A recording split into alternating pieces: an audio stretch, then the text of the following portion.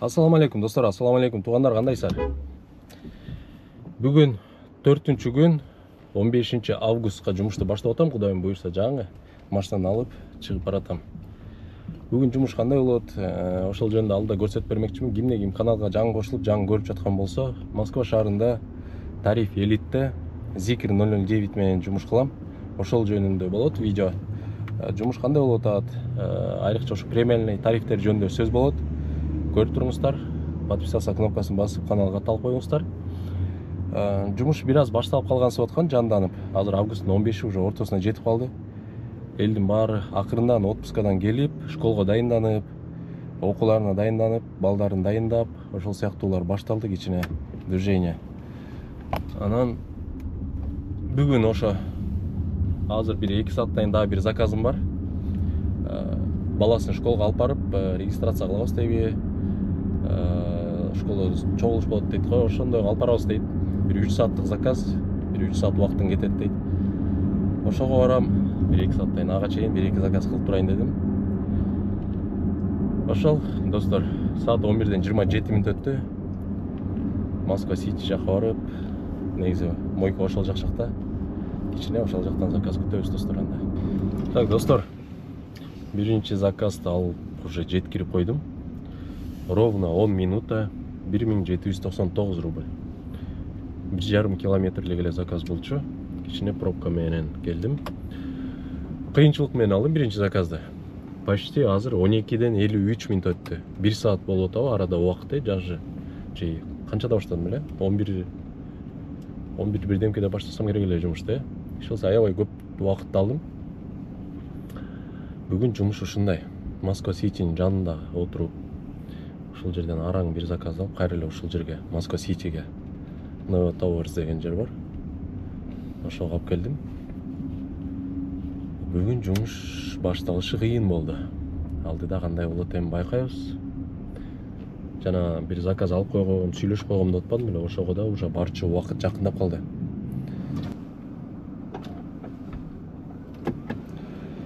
Так, достор, Верхоянская деген улицага келдим.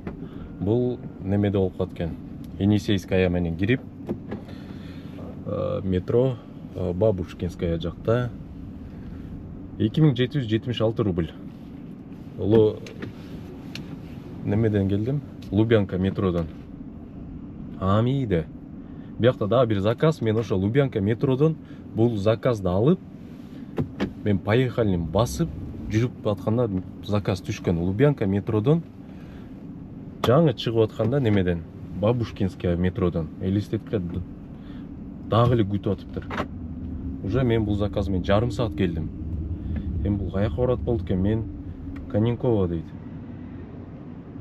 22 минут, 14:15, 14:45. Андан ары мен тети немеге жетишишим керек? Новогиреевага. Ары жакта жарым саат убактым калып калат экен. Ушуну демейде кычап, баягы түбүңдө турган заказды алсаң отмена кылышат го. Бул жарым саат болду күтүп атат. Ушул отмена кылса жакшы болмок. Мен азыр Новогиреевага барышым керек. Ошол жака жетишемби? Хотя МКАД бош эле экен, МКАД менен урурган бойдон кетет окшойм. Достор, комфорт плюс тарифи боюнча блокировка болгондор ар дайым айтып келем, блокировкадан чыгарып берет. Бека деген бала деп. Мынакей жанында көрүп отурган Бека отурат. Көбүнчөсү мага WhatsAppка жазышат. Бека акчаны вперед котор деп атат. Которсок болобу, ишенсек болобу, анын телефонго жооп бербейт экен же WhatsAppка жооп бербейт экен деп. Ишенсеңер болот, мынакей Бека өзүмдүн жакшы тааныш врачкаларыман болот. Эгерде силерден акчаны котортуп алып, кайра связга чыкпай, жок болуп кете турган болсо, мынакей Бека ар дайым жанымда, любой жерден кармап келип силерге салып берем. Туурабы? Ошондой. Анан телефон номерге жооп берип, WhatsAppка жооп берип, активныйраак боло. Биз жооп бербей калсак, WhatsAppка жазып койсоңуздар, биз ачып беребиз. WhatsAppка жөн эле ассаламу алейкум же болбосо ушундай жазыштан эмес, эмне маселе менен чалып атасыңар, эмне маселе менен кайрылып атасыңар, ошону сразу жазып коюңуздар. Аккаунт боюнча ушундай проблема бар, ушуну кыласыңбы, кылбайсыңбы деп, туурабы? Ошентип жазып койсо болот. Всё, мынакей Беканын телефон номери экранда көрүп атасыңар, чалып, жазып, кайрылып, проблемаңарды решать эте бериңиздер. Так, достор, саат 6-дан 47 мүнөт өтүп кетти. Жанагы каяктан заказ алдым эле акыркы жолу. Бабушкинскийден заказ албадым беле. Бабушкинскийге жеткирип, следующий заказ бар экен деп сүйлөнүп алып кетпедим беле, отмена кылса болмок. Мен анткени жана заказым бар болчу Новогреевада депчи. Ал заказга барып, на местени баспай туруп, роддомдо экен, выписка чыгып атыптыр да. Чалып, ушундай келдим, кайсы входдон каяктан ичине кирейинби, же көчөдө эле күтүп турайынбы десем, көчөдө эле күтүптүр, бир 15-20 минуттай күтөсүң дейт. Платный ожиданияң иштетип коюп күтө бер дейт анан. А мен болсо Новогреевга барганга шашып атпадым беле. Анан айттым да, может вам лучше перезаказать, потому что 15 минут платный ожидание мен күттүргөндөн көрө башка чакырып көрбөйсүңөрбү, мен деле шашып аттым эле десем, жок, мен сени жарым саат эрте эле заказ бергем, атайын келип, чтоб биз роддомдон чыгып күтүп калбайлы деп. Азыр башка машина заказ берсем дагы жарым саат десечи. Деп ошентип ызылдап койгон. Мен на месте баса элекмин, силерден эч кандай акча снимать этпейт десем, жок, баса бер на месте, платный ожиданияны включать эте бер, күтүп тур дейт. Ладно, эми айла жок, ладно, макул деп. На месте басып коюп 5 минуттай күтө турганда отмена кылып койсо боло баягы. Ага платный подачага 1965 рубль снимать эттир. Кызык адам экен, мен айткам ага. Мен на месте баса электе отмена кылсаң, азыр отмена кыл, а то сенден акча снимать этип коет десем, болбой койгон болчу. Ошентип аны отмена алганда сүйүнүп алып Новогреевга бардым. Барып, баягы жана заказ кылган клиентимди алып алып, Люблинский метро жака бардым, аны алып бардым, школага барып, баласын школага сүйлөшүп, директоруна жолугуп. Ал жакта где-то 1,5 сааттай күтүп отурдум. Кайра аны алып алып, Новогреевга жеткирип койдум. Ал 15 000 рубль төлөп берди. В общем, где-то bir 3 saat убактым кетти аны менен. Мен эч кандай акча сураган жокмун, мынча төлөп бер тигинче деп. Өзү 15 000 төлөп берейин деди. Хорошо деди. Ошо азыр эми курсак ачып, немени көздөй кетип бартам. Файзага. Файзага көптөн бери бара эле келем, еще бир байке менен жолукмакмын. Барып ал жактан тамак ичип алып, анан дальше жумушту улантабыз. Бүгүн ошондо немем чыкты. Арендам жанагы бир заказ менен 15 000 төлөп берди. Андан тышкары бүгүн канча иштептирмен? 5129 рубль иштептирмен. Ошо плюс 5000 рубль да мына азыр. Эми дальше иштейбиз. Дагы 12 саат бар алдыда. Дагы канча болот көрөбүз алдыда, достор. Ошо пока что ушундай, достор.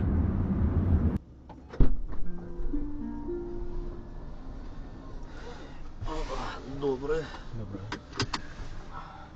Пятницкая, да? Да.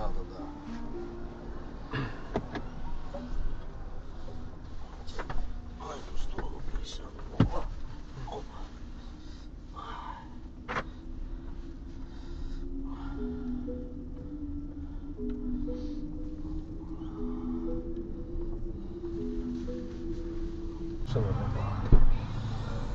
Все, давай, спасибо тебе. Пожалуйста. Всего доброго.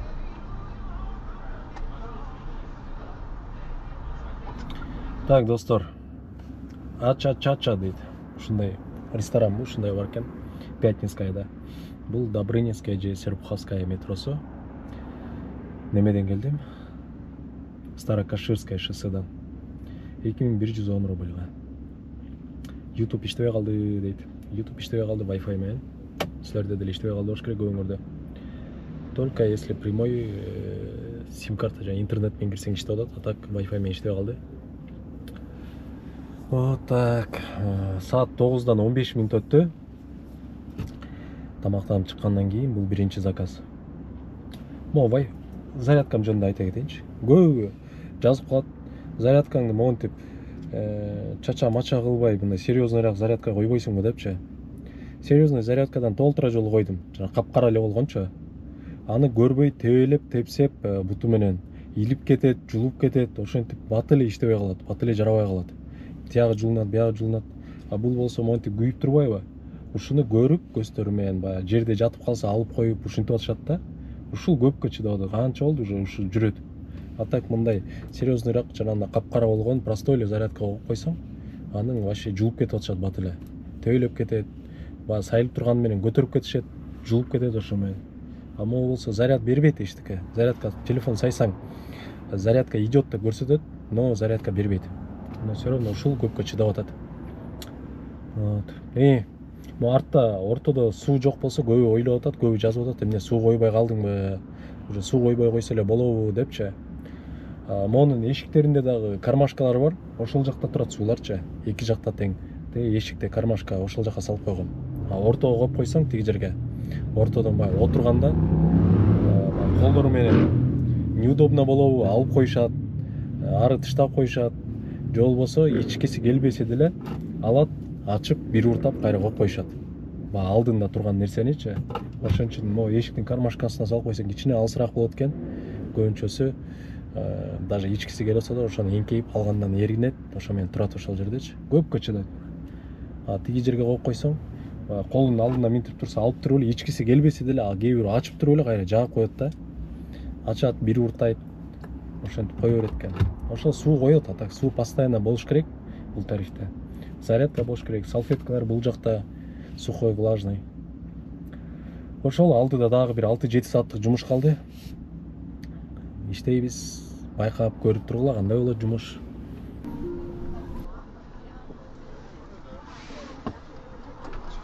Здравствуйте. Здравствуйте.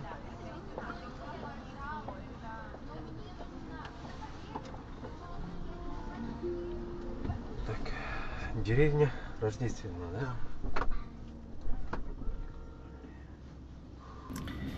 Так, достор.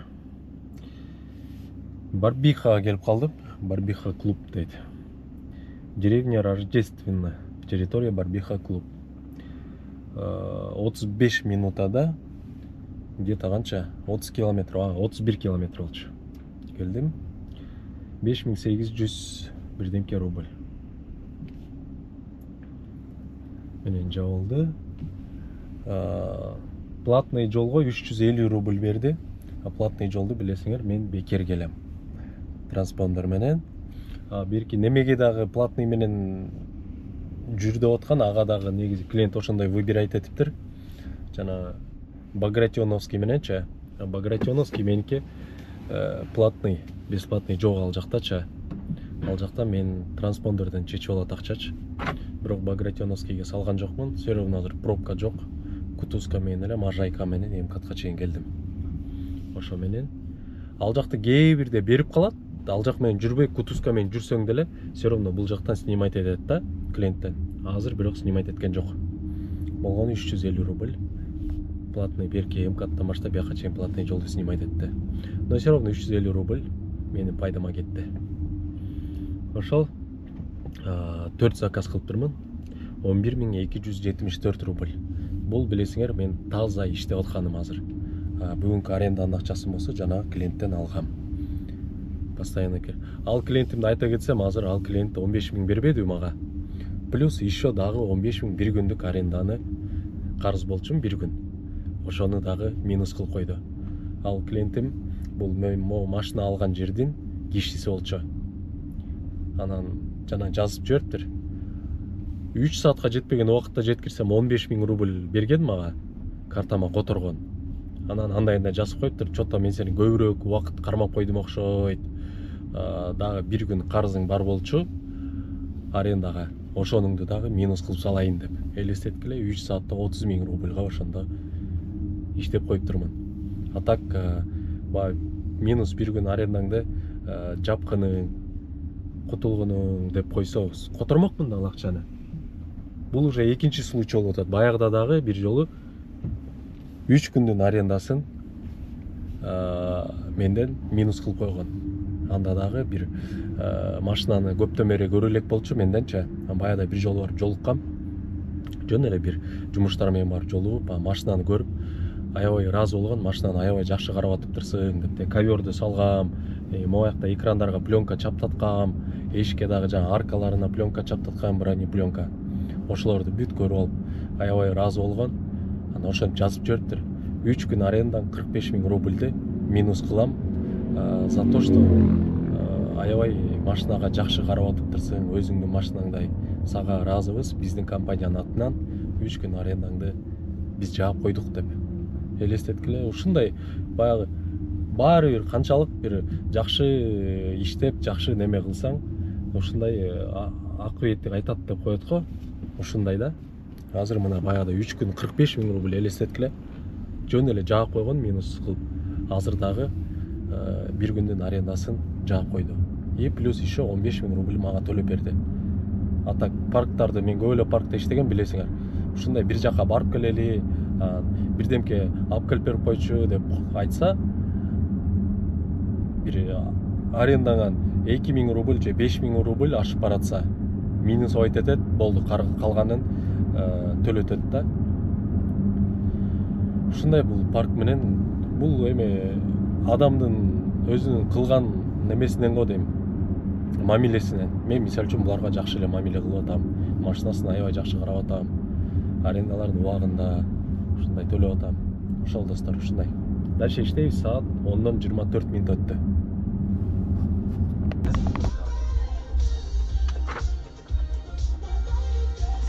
Все, спасибо. Пожалуйста. Доброй ночи. Спасибо. До свидания. До свидания. До свидания. До свидания.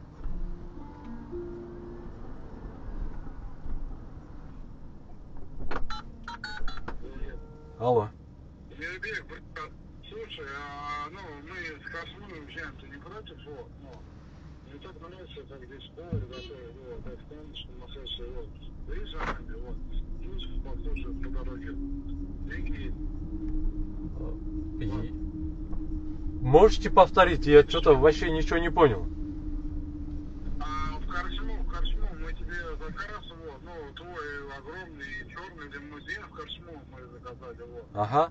Я говорю, ну, здесь вот, ну, ты не против приехать, вот, она сейчас просто Корчма называется, здесь нормальные пацаны, вот, кайфуем, счастья желаю, вот. Да, я принял заказ, я приеду. Во сколько человек? Все, деньги есть, все, вали сюда, вот, здесь нормально, пацаны, все, не обижайся, а то одни, вторые, люди. Угу. Я приеду. Во сколько человек? Кайфуем. Двое, я и моя. Все, без проблем, я еду. Да, ну, давай все, то есть тогда. Ага. Ну, такси, ну. Так, достор. Одинцовго келдим, жана Барбихадан. Барбиха лакшери бар го. Ошол жерден жана Барбиха жанагы тыштап эле коюш ар жака кетейин деп түшүп баратсам эле ошол жерден берди лакшериден. Ал болуп Одинцовго 2204 рубльга келдим. Бул жака жетейин деп калганда эле по цепочке кайра следующий заказды берди ушу Одинцовгодан. Аны принимать этер менен эле сразу ошол пассажир чалып келесиңби, короче, Корчма деген ресторандабыз дейт. А то биз чакырсак келбей атат, көбү отказывается дейт. Эмнеге отказ кылып атат? Может, действительно барып туруп аларды көрүп туруп отказ кылып атабы, бир косяк барбы? Канча сразу сурадым, канча кишисиңер деп. Может, алар 3-4 5 десем, жок, экөөбүз элебиз дейт. Ошо аны алып алып азыр Внисокко барат экенмин, дальше уже МКАДтан ары эле, короче, область өстө кетип баратам азыр. Внисокко барып тыштап коюп, анан дальше кайра центрга түшөбүз го дейм. Нас передают другому. Мы знаешь, на чем мы их возили? Дипломатическая школа на молодежке. Его зовут, ну, Николай. Вот. Такой он строгий. Вот. Короче, можно... Я домой хочу. Все, мы заваливаем. Можно это рэп там послушать? Так, Внисок, да? Да. Давай мы из 24 долбаные включим к нему. Да не, нормально, прям музон послушаем. Так, пристегнетесь? Это вообще Это да. ремни пищат. Блин, ты крутой. Так, хотите подключиться, да? Блин, да, только я не найму. Включи свет это в салоне, я не вижу это. Yeah.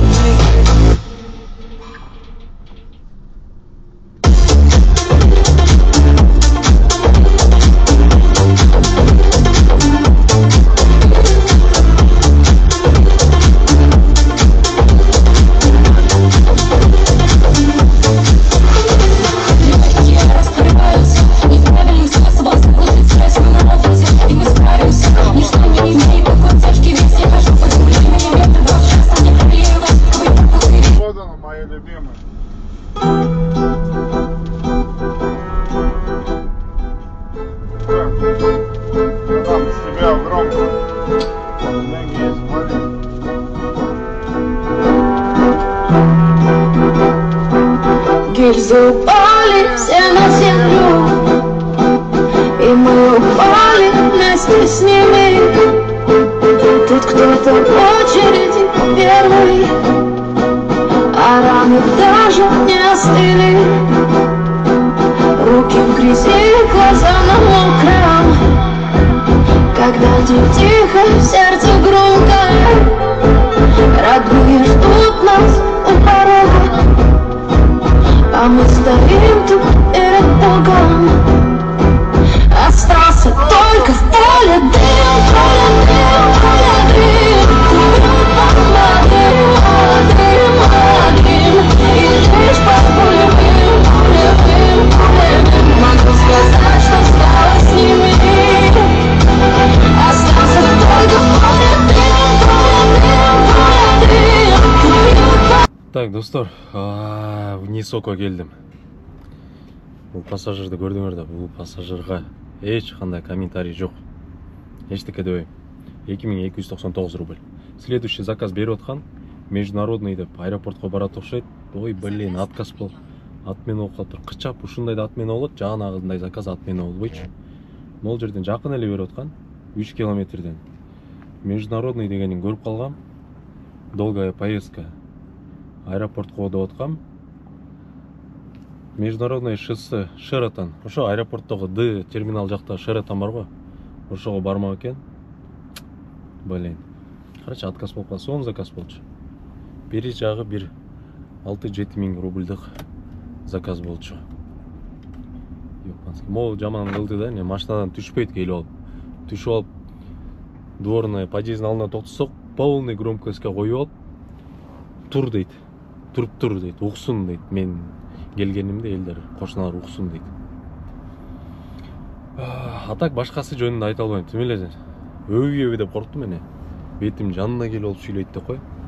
Оозунан тим эле бир чочко жеп чыккандай эле жыттанат. Ё-моё, могу заказ отмена болбой турса болмок. Ладно. Блин, айкасын унутуп коюптур. Айкасын унутуп коюптур. Ё-моё. Бул азыр чала да албайм да. Муну күтүп отурганга да ал жок. Кичине мондай кыбырап айдай турайын, может чалып калат, э? Ошол достор, дальше иштейбиз. Так, достор. Жумушту бүтүрүп атам. Саат 4-төн 59 мүнөт өтүп, уже 5 болуп калыптыр. 12ден кийин ишенесиңерби? Бир да заказ кылган жокмун, 5 саатта. Бир заказ мындай барта кылдым. Бир клубдун алдында турсам келип, Москва Ситиге деп суранып калышты. 3000 рубльга жеткирдим аны. Наличкага. Болду, аны эчтеке заказ жок мындай. Яндекстен эчтеке заказ кылган жокмун. 2-3 жолу заказ берди. Бир-экөө отмена болуп кетти, бирөөнү өзүм пропускать эттим. Ошо менен бүгүнкү итог 12 чейин 13993 рубль иштептирмин. Ага плюс жана 3000 рубль барта. Ошо менен 14000, 3000, 17000 иштептирмин. Таза.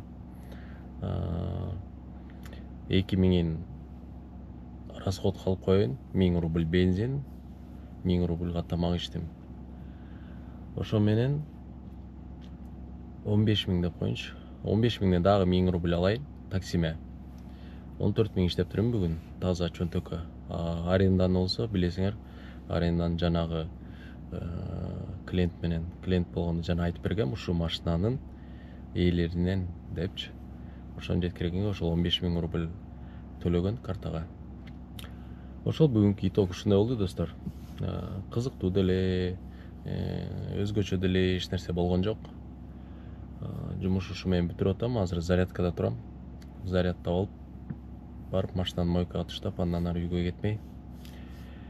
Бүгүнкү смена ушундай болду, достор. Кийинки сменадан, кийинки чыгарылыштан көрүшкөнгө чейин, анда достор.